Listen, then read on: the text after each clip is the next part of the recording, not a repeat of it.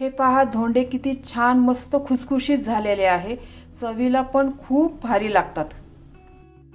नमस्कार, मी कविताच टेस्टी फूडमध्ये सर्व खवय्यांचे पुन्हा एकदा स्वागत करते. आज आपण अधिक महिन्यानिमित्त पुरणाचे धोंडे कसे करायचे ते पाहणार आहोत.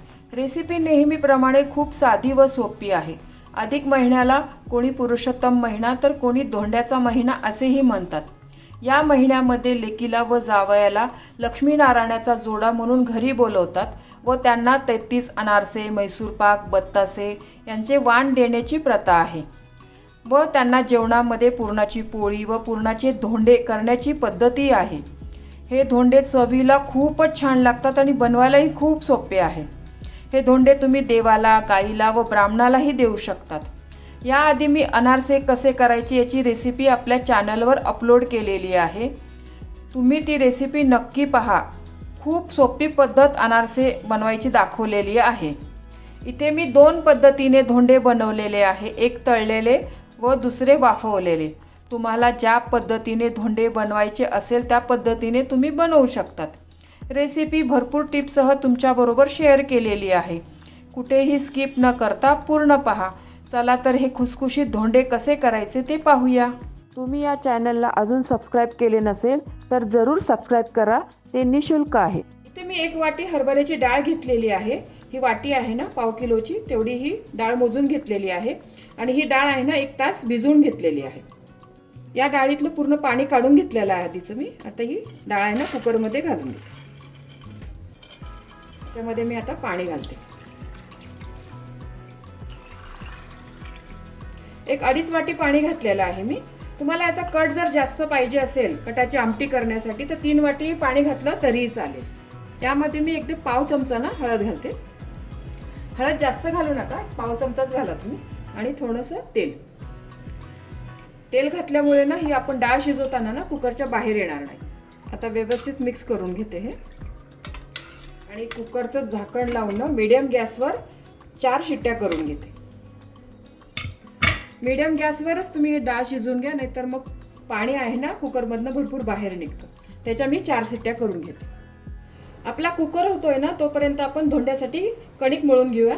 त्यासाठी मी 2 वाट्या ना गव्हाचं पीठ घेतलेलं आहे. हे पीठ काही चाळून वगैरे घेतलं नाही, नॉर्मलच पीठ घेतलेलं आहे. यामध्ये मी 2 चमचे रवा टाकते. हा बारीक रवा घेतलेला आहे. हे बघा, हा चमचा आहे ना, या चमच्याने मी 2 चमचे रवा घेतलेला आहे. चवीपुरतं थोडं मीठ आणि 2 ते 3 चमचे साजूक तूप घालते. हे मिश्रण आहे ना सर्व एकजीव चांगलं करून घेते. साजूक तूप घातल्यामुळे ना हे धोंडे आहे ना मस्त छान खुसखुशीत होतात आपले. सर्व पिठाला आहे ना तूप चोळून घेऊया व्यवस्थित. खूप सोपे आहे हे धोंडे बनवणं, पण खायला मस्त लागतात बरं का. हे पुरणाचे धोंडे बनवणं काहीच अवघड नाही. पुरणाच्या पोळीला आपण पुरण बनवतो की नाही तसंच पुरण बनवून घ्यायचं. हे धोंड्याचा शेप देऊन तळून किंवा वाफवून दोन्ही पद्धतीचे आपण बनवू शकतो. मी दोन्ही पद्धत तुम्हाला दाखवणार आहे. हे असं तूप आहे ना सर्व पिठाला व्यवस्थित चोळून घेते.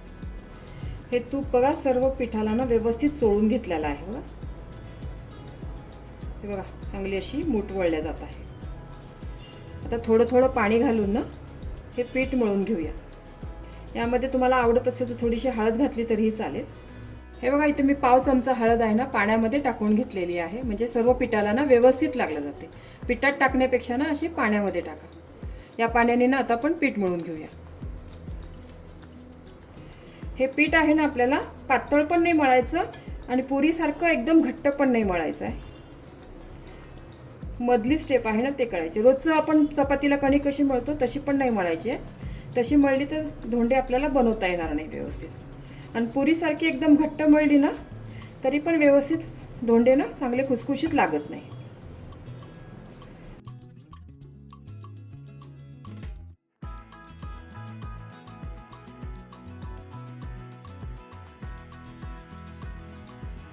हे पहा, कणिक ना चांगली मळून घेतली आहे मी व्यवस्थित. अशी आहे बघा कणिक.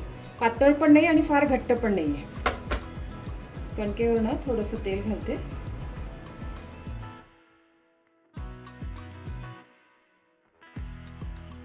ही कणिक आहे ना आता 15 ते 20 मिनिट आपण रेस्ट करायला ठेवू.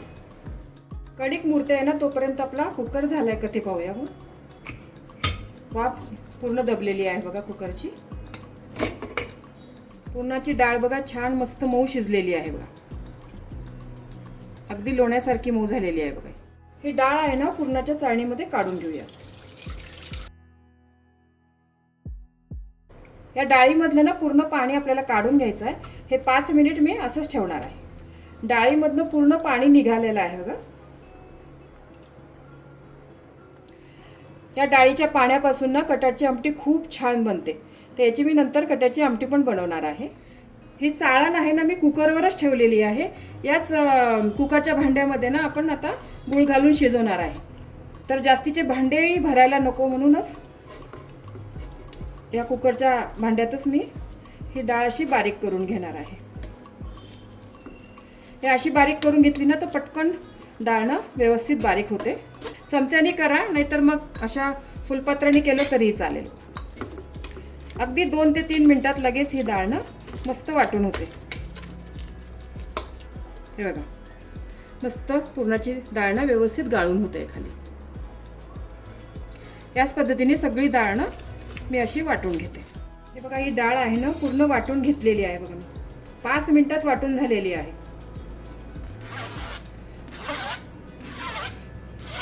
बघा एकदम छान वाटून झालेला आहे बघा. या जाळीला लागलेली सर्व डाळ काढून घेते मी. एकदम छान पुरण वाटून झालेलं आहे बघा. गॅसवर मी कुकर ठेवलेला आहे. त्याच्यामध्ये मी आता 1 वाटी गूळ घालते. 1 वाटी मी डाळ घेतली होती ना तर 1 वाटीच मी गूळ घातलेला आहे. हा गूळ आहे ना या डाळीमध्ये व्यवस्थित मिक्स करून घेते. हा गूळ विरघळल्यावर ना हे पुरण आहे ना आपलं थोडंसं पातळ होईल. चांगलं घट्ट होईपर्यंत आपल्याला हे आटवून घ्यायचं आहे. गूळ बघा सगळा वितळलेला आहे. आता आपल्याला हे आता घट्ट होईपर्यंत चांगलं शिजवून घ्यायचं आहे. हे शिजवताना ना सारखा हलवा तुम्ही, नाहीतर मग खाली करपतं आणि करपट वास येतो मग पुरणाला. सतत हलवा तुम्ही. पुरणाला रंग बघा किती सुंदर आलेला आहे. गूळ मी चांगला असा पिवळ्या रंगाचा घातला आहे ना त्याच्यामुळे छान कलर आलेला आहे. हा चिक्कीचा गूळ नाही, साधा नॉर्मलच गूळ आहे हा. एक 5 ते 6 मिनिट झालेले आहे बघा. पुरण ना आपलं घट्ट व्हायला लागलं आहे. आता पुरण आपलं व्यवस्थित झालं आहे कसं ओळखायचं ते पण तुम्हाला मी सांगते. असा चमचा उभा करून बघायचा. असा चमचा जर पडला ना तर समजायचं की तुमचं पुरण अजून झालेलं नाही आहे. अजून 1-2 मिनटं आपल्याला हे आटवून घ्यावं लागेल. असा हा चमचा आहे ना व्यवस्थित उभा राहायला पाहिजे. हे पुरण बघा आपलं छान मस्त घट्ट झालेलं आहे बघा. आता हा चमचा असा उभा पण राहतोय बघायचा. असा चमचा उभा राहिला ना तर तुमचं पुरण परफेक्ट झालं आहे असं समजा. आता मी गॅस बंद करते आणि गॅस बंद करूनच आपल्याला वेलची जायफळची पावडर आणि सुंठ पावडर घालायची आहे. 1 चमचा सुंठ पावडर घालते. सुंठ पावडर यामध्ये जरूर घाला तुम्ही. याच्याने ना चव पण छान लागते आणि पुरण ना पचायला पण हलकं होतं. आणि थोडी वेलची जायफळची पावडर. हे सर्व मिक्स करून घेते चांगलं. धोंडे करण्यासाठी पुरण आपला एकदम छान तयार झालेला आहे. पण यामध्ये ना मी थोडेसे ड्रायफ्रूट्स तळून टाकणार आहे. त्याच्याने हे धोंडे आहे ना चवीला खूप म्हणजे खूपच छान लागतात. आपण जेव्हा पुरणपोळीला करतो ना पुरण केक करतो त्यावेळेला आपल्याला ड्रायफ्रूट्स घालता येत नाही. पण आता यामध्ये आपण घालू शकतो. थोडेसे असे तळून टाकले ना तर खूप छान लागतात चवीला हे धोंडे. काजू आणि बदाम घेतलेले आहे. तुम्ही याआधी कधी घालत नसाल ना तर घालून बघा. धोंडे खाताना मध्येच असं काजू बदाम लागलं ना तर क्रंची खूपच मस्त लागतो. आणि हे तूप पण घातलं आहे ना याच्यामध्ये तर तुपाने या पुरणाची पण चव खूप छान वाढते. छान मस्त हे ड्रायफ्रूट्स ना कुरकुरीत करून घेऊया. काजू बदाम मस्त तळून घेतलेले आहे बघा. या पुरणामध्ये घालून घेते आणि हे सर्व मिक्स करून घ्यायचं आहे. तुपाने ना या पुरणाची टेस्ट अजूनच वाढते. खूप छान लागतं चवीला. जेव्हा आपण पुरणपोळी करतो तेव्हा आपल्याला हे पुरण मस्त प्लेन लागतं ना त्यावेळेला आपण नाही घालू शकत. पूर्ण मिक्स करून घेतलेलं आहे. हे सारण आहे ना पूर्ण गार करून घेते. नंतर आपण याचे धोंडे बनवूया. कणिक पण बघा आपली छान मस्त मुरलेली आहे बघा. यात आपण जो रवा घातला होता ना तो पण छान भिजला आहे आणि पुरण पण छान मस्त गार झालेलं आहे. आता आपण याचे धोंडे करूया. या कणकेचा असा रोल करून घेतलेला आहे आणि असे गोळे करून घेऊया. तुम्हाला धोंडे कसे छोटे मोठे पाहिजे असेल तसं करून घेतलं तरी चालेल. हे आपले मीडियम साईजचे धोंडे काढले. एक गोळी घेतलेली आहे बघा, याची अशी वाटी करून घ्या. कडेने ना असं पातळ करून घ्या जरा, आणि मध्ये थोडंसं जाड असलं तरी चालेल.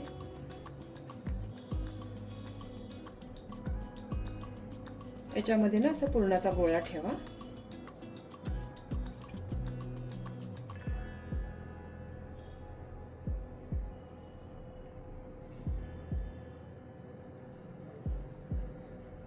हे बघा, हे असं वरती आणा असं, आणि चांगलं व्यवस्थित पॅक करून घ्या. आणि याला थोडंसं चपटं केलं तरी चालेल. हे नॉर्मल आपला शेप आहे बघा.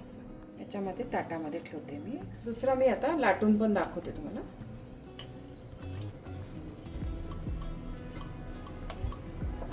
हे लाटताना पण कडेने ना थोडं पातळ लाटला.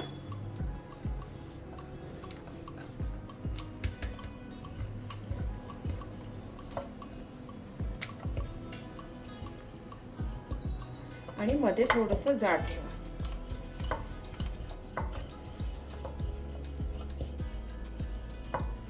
एक 2-3 प्रकारचे धोंडे तुम्हाला दाखवणार आहे. मध्यभागी ना असं पुरण ठेवा. आणि आपण साडीला प्लेट्स कसा पाडतो तशा टाईपच्या मोठ्या मोठ्या प्लेट्स पाडून घ्यावा.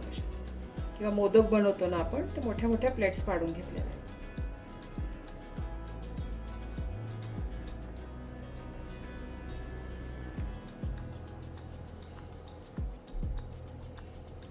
हे जास्तीचं कणिक आहे ना ते बाजूला काढून घ्या असं.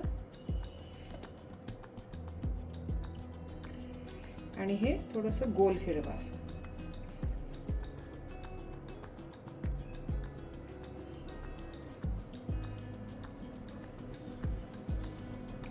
छान प्लेट्स पडलेल्या आहेत बघा या धोंड्याला. परत गोल अशी एक पोळी लाटून घेतलेली आहे. त्याच्यामध्ये हे पीठ ठेवा असं. हा आता आपण चौकोनी धोंडा करूया.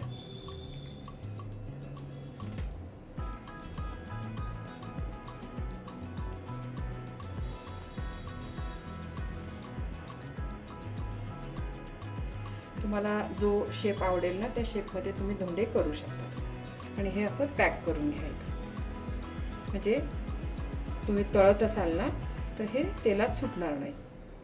मी तुम्हाला इथं तळून आणि वाफवून दोन्ही प्रकारचे धोंडे दाखवणार आहे. परत एक पोळी लाटून घेतलेली आहे बघा. हे बघा, हे असा पण एक प्रकारे करू शकता तुम्ही.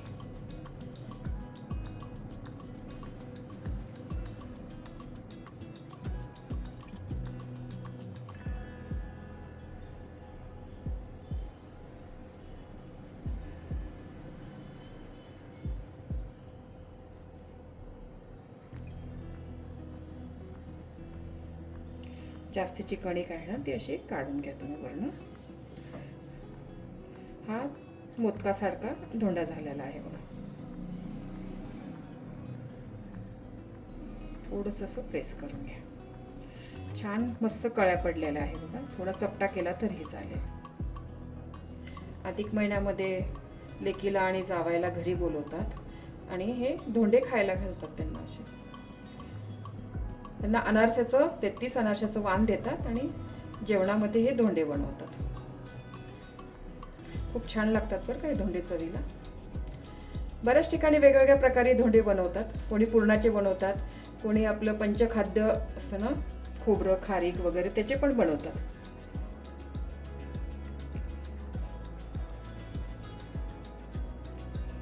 हे 33 धोंडे बनवतात. आणि एका धोंड्यामध्ये ना मेवणी जर असेल तर आपल्या बहिणीच्या नवऱ्यासाठी याच्यामध्ये एक दगड पण ठेवते, अशी पण एक प्रथा आहे.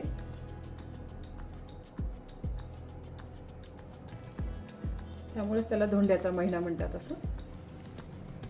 याच प्रकारे पूर्ण धोंडे मी करून घेते. हे पहा, आपले धोंडे तयार करून झालेले आहे. यातले मी काही धोंडे तुम्हाला वाफवून दाखवणार आहे आणि काही तळून पण दाखवणार आहे. वाफवण्यासाठी ही प्लेट्स घेतलेली आहे मी. ही स्टीमरची प्लेट आहे. त्याच्यामध्ये काही वाफवून घेते. धोंड्यावरनं थोडं मी केशर पण लावून घेणार आहे. हे लावणं ऑप्शनल आहे. हा एक डेकोरेशनचा फक्त भाग आहे. हा दिसायला छान दिसतात मस्त. तुम्ही नॉर्मल केले तरीही चालेल. स्टीमरमध्ये मी पाणी गरम करायला ठेवलेलं आहे. चांगलं गरम झालेलं आहे बघा. त्याच्यामध्ये ना हे वाफवायला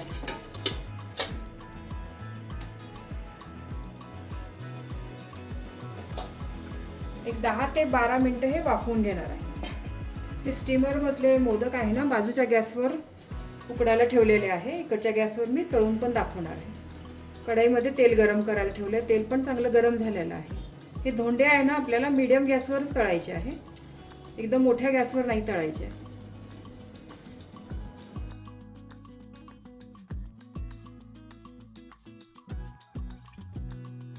कढईमध्ये जितके बसतील ना तितकेच घाला तुम्ही.